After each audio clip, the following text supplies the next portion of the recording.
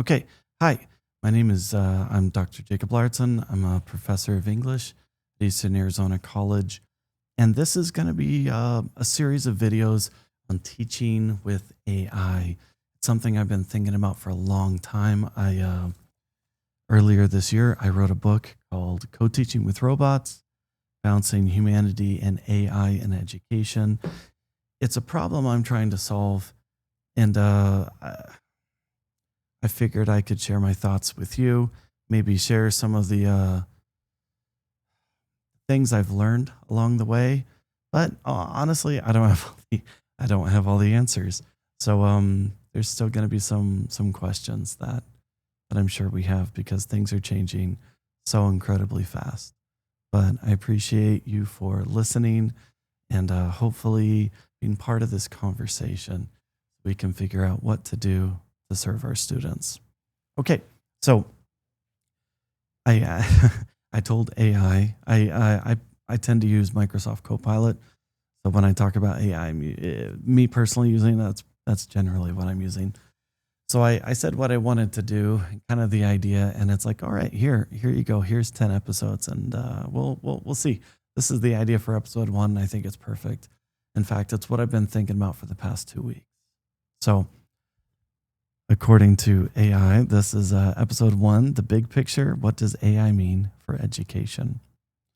I've been listening to a lot of podcasts recently because I'm trying to do a deep dive to really understand some of the more technical things, but even more importantly, what is the future of AI for my students?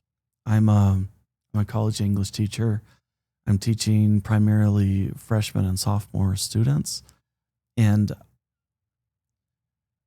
I just looking at how fast the world is changing, I can't help but think by the time they graduate, by the time they move on, uh, we don't even know what the world is going to look like, much less how I can prepare them for that world.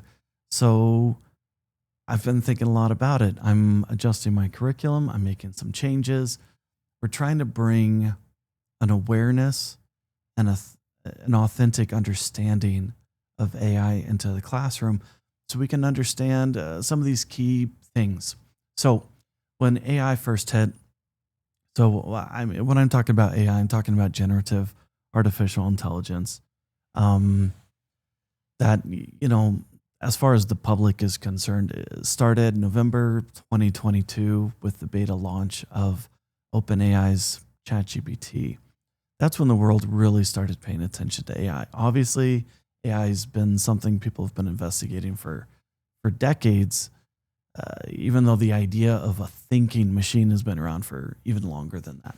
But we, as a society, we made this huge breakthrough that we can have these machines that can mimic our writing.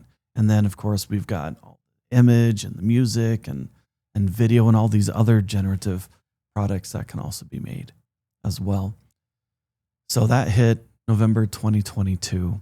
By December, on Christmas break, I was starting to see articles about people trying to figure out how to catch when text was written by AI. And a few months later, it was pretty clear that the whole world had changed, at least to me, and we needed to do something about it. That semester, just perfect timing, our vice president was offering a research class to promote research on our campus, and so I attended it.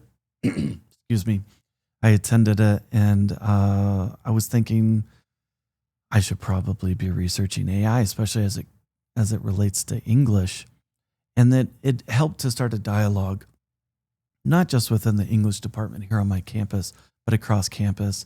As I was able to talk with our vice president, and I was able to talk with faculty members from other departments, and that kind of got me involved with what's happening with AI here on my site. But it also was just a launch point for me to understand more. As I started to try to seriously consider the question, what is the future going to look like for my students? What can I do about it?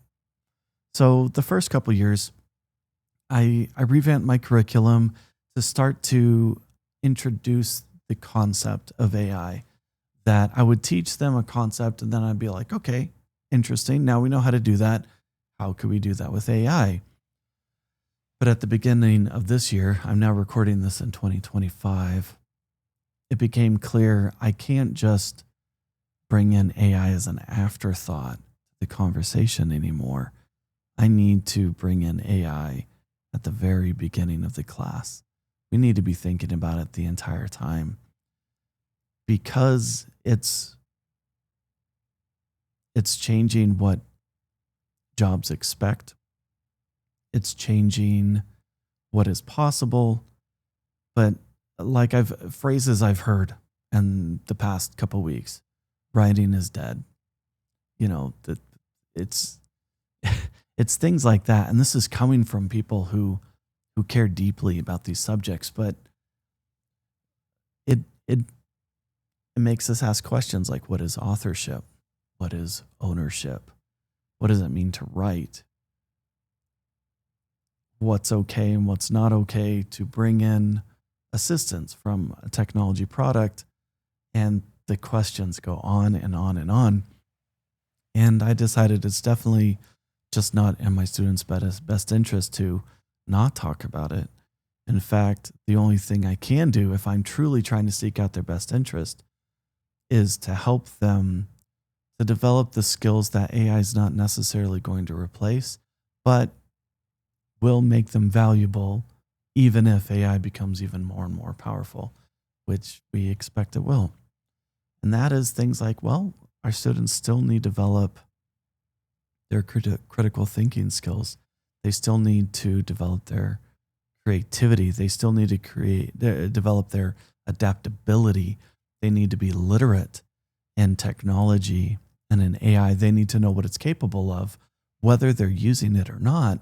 They need to know what's possible. They may need to know how to use it. And then we also need to have a conversation about what is ethical. When is it okay? When it's not okay? When do we need to acknowledge that we've used it?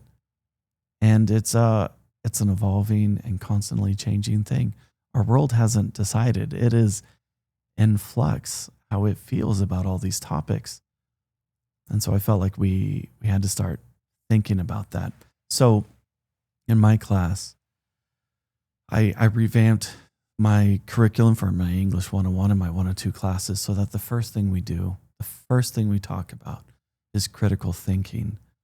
We talk about what it means to think through an idea, to evaluate the credibility of information. And then we talk about how AI fits into this, whether it's information coming from a human, from AI, or a source we don't know. How do we think through this? What do we do with this information? How do we solve problems? So that we're in a position so that as AI becomes normal in our everyday lives, we are prepared to think critically, to understand and evaluate the credibility of sources so that we're kind of ready to go. But that also brings up other questions. Questions like, okay, if this is about to change how my English 101, my 102 classes, how's this going to change the workforce? And so I've been thinking deeply about these questions. What's coming up? What's the future? And I ran across a podcast, which if you really want to get into the weeds, it's super helpful. It's called Moonshots with Paul Diamandis. I'm not sure. But he generally has a panel of 4 thinkers who are really trying to look forward in business and in technology. And that means a lot of the time they're talking about AI.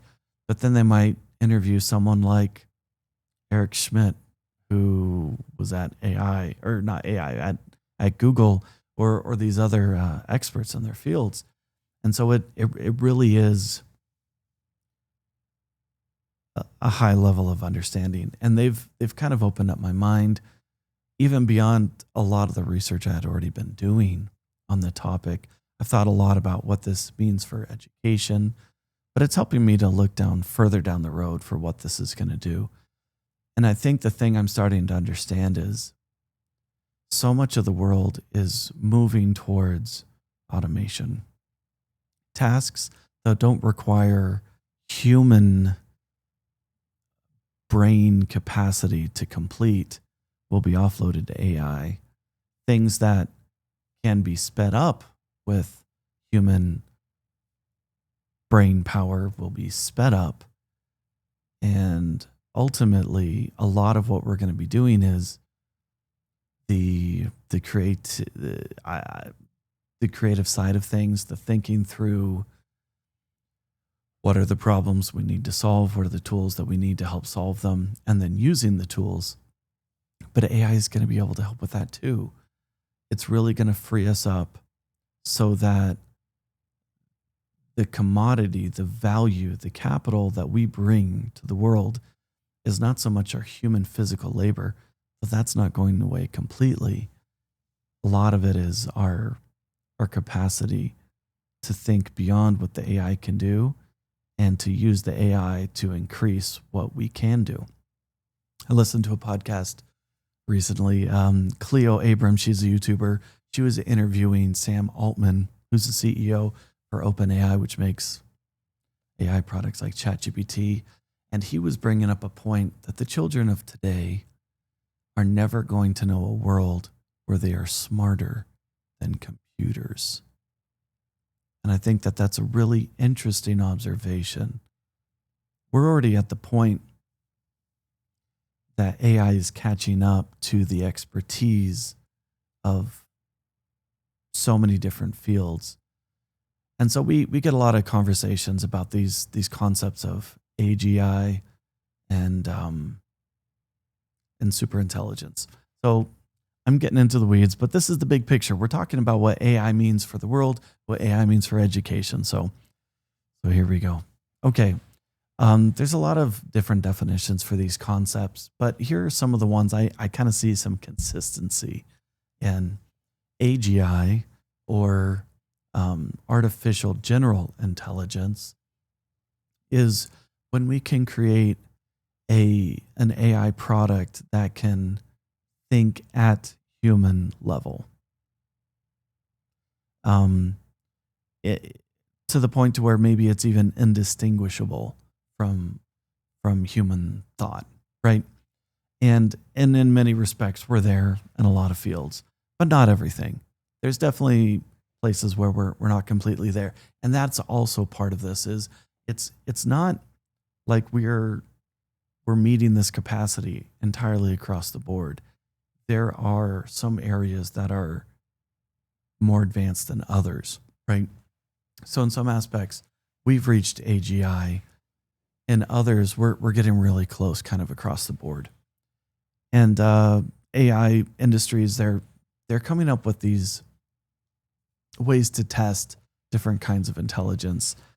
And because we're trying to measure what's possible, but also we're comparing ourselves to what the AI can do.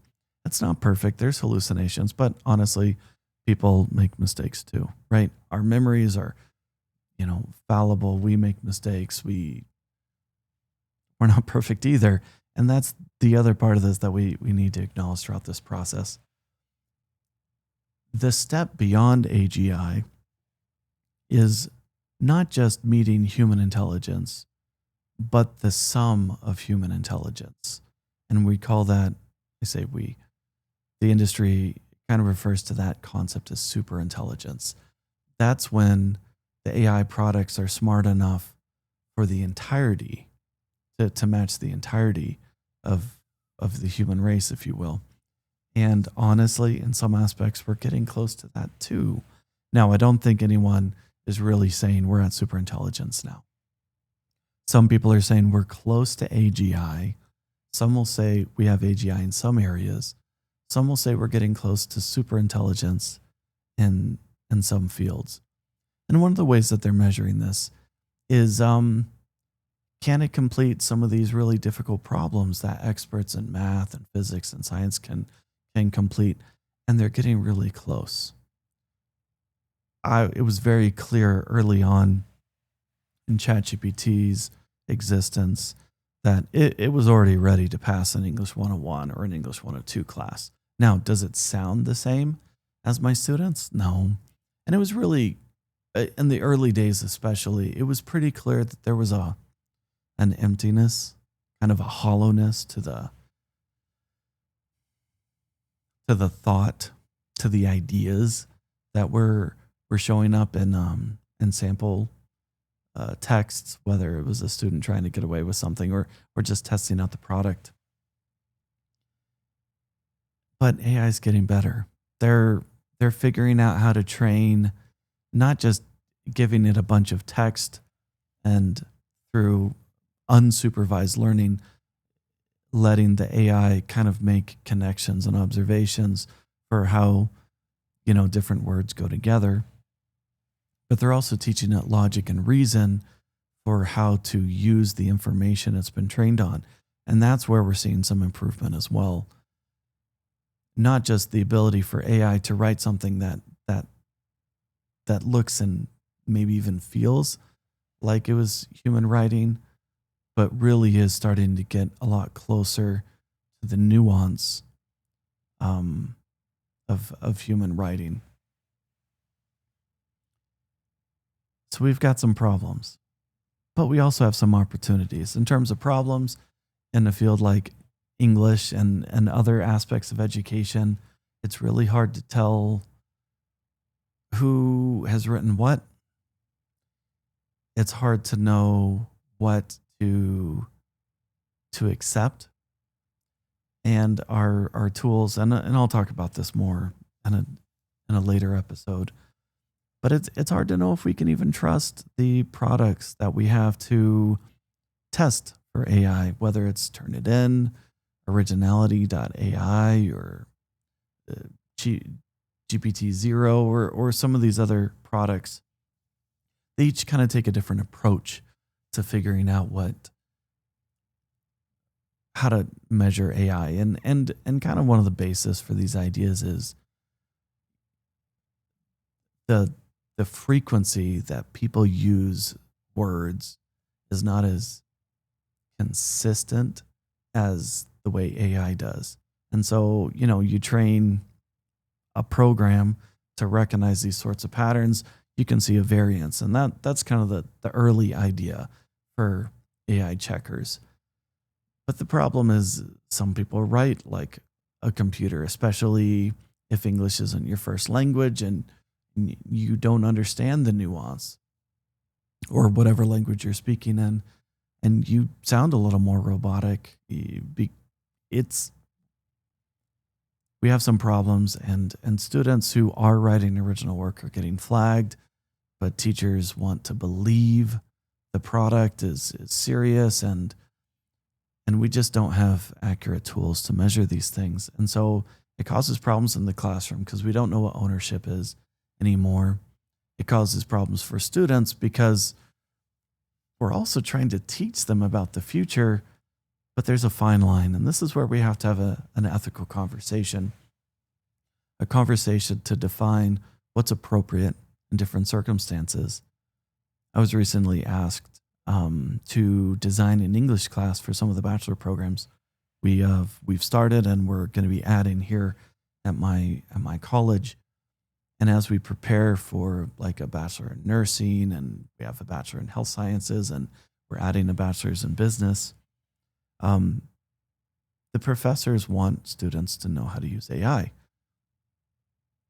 And so me as an English teacher and trying to prepare this technical writing kind of class, AI has to be part of it because that's what industry wants. That's what industry needs.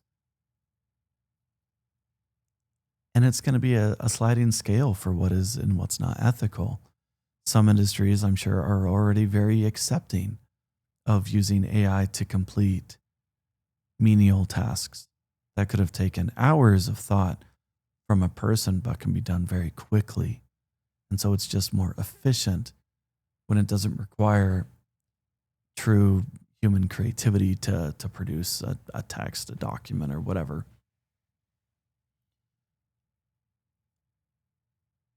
And so I try to have these conversations with my students to talk about what's acceptable, what's not acceptable, to understand what is possible, what will be possible, as I try to prepare them, but I still don't know what's coming down the road. But what seems pretty clear is the world is going to accept this, though people will push back. The world will accept generally the concept of AI, the efficiency of AI. They're going to expect the use of it in many respects, a lot of fields. And it's going to start to automate a lot of tasks, which, if we're taking a positive outlook, it frees us up to develop our creativity. But perhaps more importantly, it requires us to focus on developing the skills that AI cannot do well now and may never be able to do in the future. And that are the aspects of creativity, but also human soft skills, the ability to look someone in the eye, to talk to them, to show that you care about them, that you're there to help address their problem or whatever. Recently, I had to spend some time in the hospital, and I really appreciated when my doctors came in and they understood the problem I was going through. They had looked over my charts. They had looked backwards a year to look at tests we'd done in the past, and they were able to talk to me with understanding about my problem. Now, obviously, AI can assist with something like that, but it was nice to have a human sitting in the room with me as I'm, hooked up to IVs and blood pressure monitors and all the different things, to be able to look me in the eye and just say, like, all right, so this is what's going on. This is what we think. This is what we want to do next. And it was awesome. And it was great. Those are some of the skills that we're going to need to be able to develop. And so, in almost an interesting reverse of what you might expect, the advancement of AI is really going to create an opportunity for us to focus on being human, on those uniquely human skills and traits. But I also went down a rabbit hole of sorts recently, thinking about, okay, well, let's hypothesize what's coming down the road. Let's think about if AI really can help solve some of the biggest problems that humanity is facing, health, food insecurity, a lot of these concepts. What are the problems that are still going to be left? And I was a little bit disappointed when I came to the conclusion, and maybe I'm wrong, but that the problems we're still going to have, if we can solve getting people enough food, if we can solve providing people with the resources that they need, if we can, even in this very grandiose vision of the future, we can solve medical problems. We can create custom cancer treatments that work specifically for our DNA or whatever the future holds. Some of the big problems we're still going to face are people. Because just because some of these problems go away doesn't mean that every single person is now going to be, thoughtful of the needs of others. I think we may still have war. We may still have power struggles. We may have corruption. And that's kind of a sad and depressing thought when I realized that we have so much potential to solve some of the more difficult human tasks but we can't solve everything, which also makes the need for us to really focus on being human to each other even more important, because those are the tasks that maybe AI can't fix either. So, what's the future of AI? I don't know. What's the future of AI in education? I'm not sure. But this much seems clear to me at this point as we start to think about this problem. And I'm not done thinking about it. I don't have all the answers, and I may be coming up with some wrong conclusions. But this seems clear to me right now. Concepts like authorship are changing. We are going to start using AI much more. It's going to become standard and normalized. It's going to increase our capacity to produce information much more quickly, to sort through and sift and compute information much more thoroughly and effectively than we've done before. It's not going to be perfect, but it's going to continually improve as we figure out how to improve it. It's going to give us a lot new opportunities. It may present new fields and occupations. It may completely gut certain fields and occupations. It's going to require lots of training and adaptation and creativity. It's going to require us to go through some incredibly difficult times. It's also going to give us the opportunity, if we take it, to focus on improving as people, not just our skills to use technology, but it's going to give us the opportunity to work together, to solve problems, to collaborate, to look each other in the eye, to focus on the things that only humans can do, and to try to address the problems that humans create. English might be a part of that as a field. And as I continue to try to think through what this means for my students, what this means for me, the big answers may not change. Just it might become clearer where we're at, where we're going, so we can figure out the steps that we can take. And hopefully there's a lot of good people out there trying to solve these problems. And they can outweigh the bad actors that will cause some of the problems. The disparity, the inequality, the powerlessness that this can also create.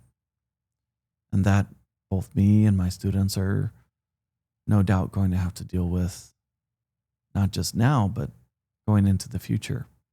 And hopefully we can find some solutions. I am hopeful about the future of AI. I think that there's a lot of potential. I can see some scary things down the road. And we're not just talking about Skynet or things like that, but it will require good actors to get involved early and to exert